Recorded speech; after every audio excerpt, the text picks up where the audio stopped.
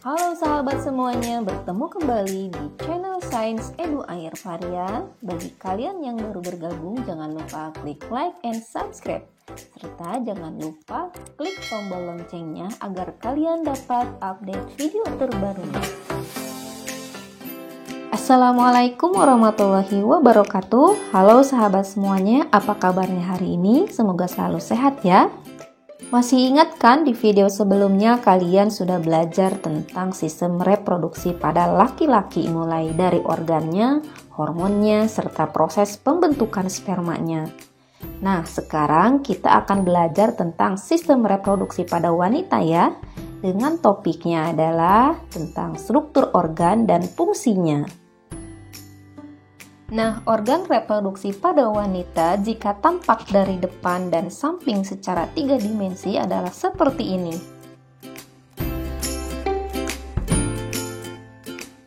Sama seperti organ reproduksi pada pria, reproduksi pada wanita juga terdiri dari 2 bagian, yaitu organ internal atau bagian dalam dan organ eksternal atau bagian luar.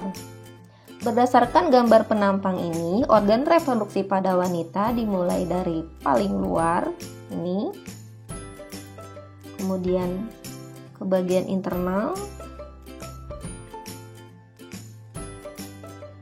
ada salurannya yang panjang, ujungnya berjumbai, kemudian ini ada 2 bagian yang bulat.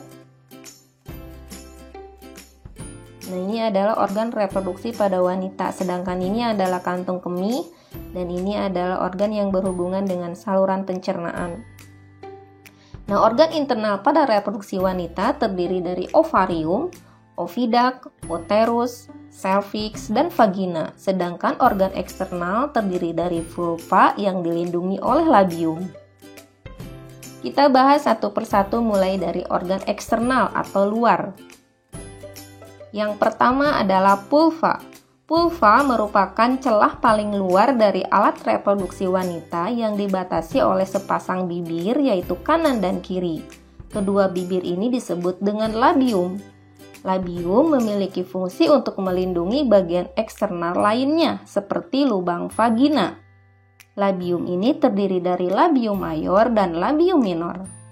Di dalam vulva juga terdapat lubang vagina dan lubang saluran air kencing. Nah, sekarang organ internal yang terdapat pada reproduksi wanita, yang pertama ada ovarium atau indung telur. Yang kedua ada oviduct atau tuba falopi atau saluran telur. Yang ketiga ada uterus atau rahim dan yang terakhir ada vagina.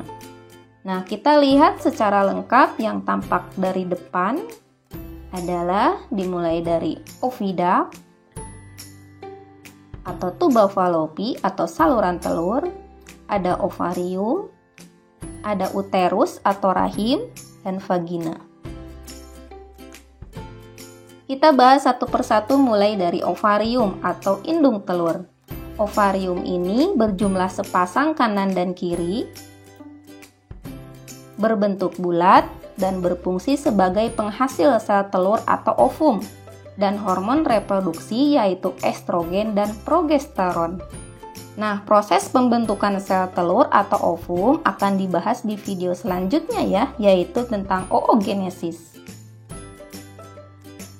Nah, jika kita sayat bagian ovarium, maka akan tampak seperti ini. Terlihat ada sel telur yang sedang berkembang ya. Kemudian organ internal yang kedua yaitu oviduct atau tuba falopi atau disebut juga dengan saluran telur. Berjumlah sepasang yaitu kanan dan kiri. Menghubungkan ovarium dan rahim atau uterus dan memiliki struktur yang berjumbai. Kemudian memiliki fungsi utama sebagai tempat terjadinya fertilisasi atau pembuahan yaitu meleburnya sel telur dengan sel sperma. Berikutnya adalah organ internal yang ketiga yaitu uterus atau disebut juga dengan rahim.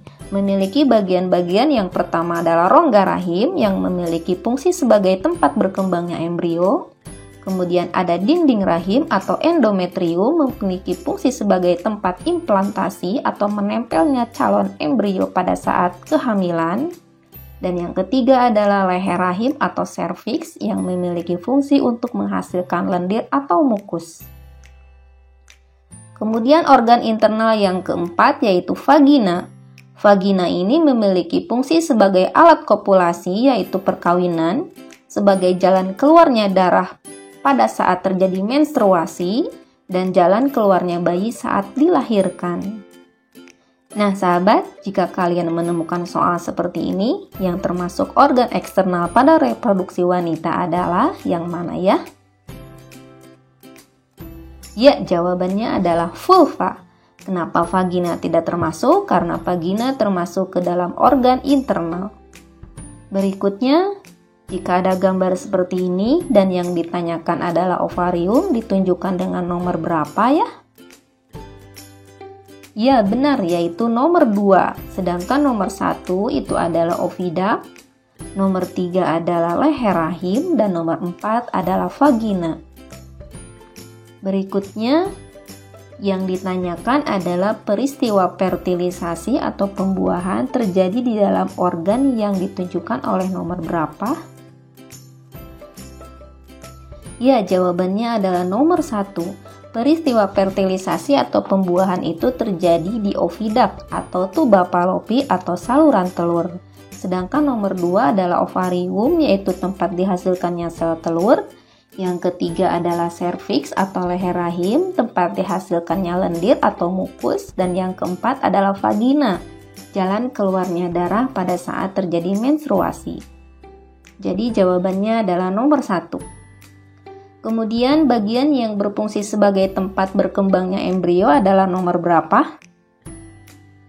Ya benar, jawabannya nomor 2 yaitu rongga rahim.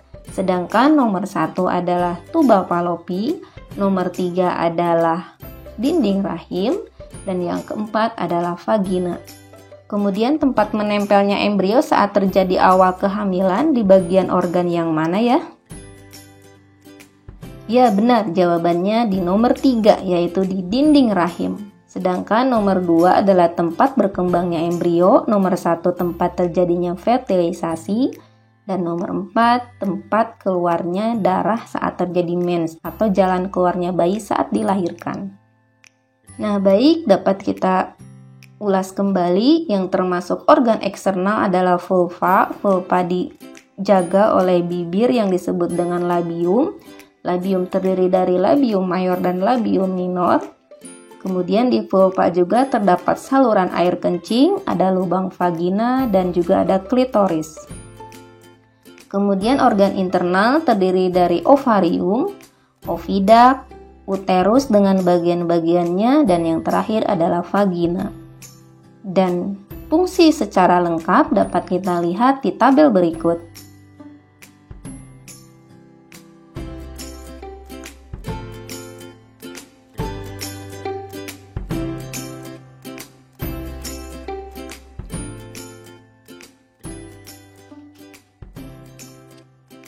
Demikian penjelasan tentang sistem reproduksi pada wanita, khususnya tentang organ dan fungsinya. Sampai bertemu lagi di video berikutnya, yaitu tentang bagaimana proses pembentukan sel telur atau ovum yang disebut dengan oogenesis. Simak video selanjutnya ya. Terima kasih, sampai jumpa kembali. Assalamualaikum warahmatullahi wabarakatuh.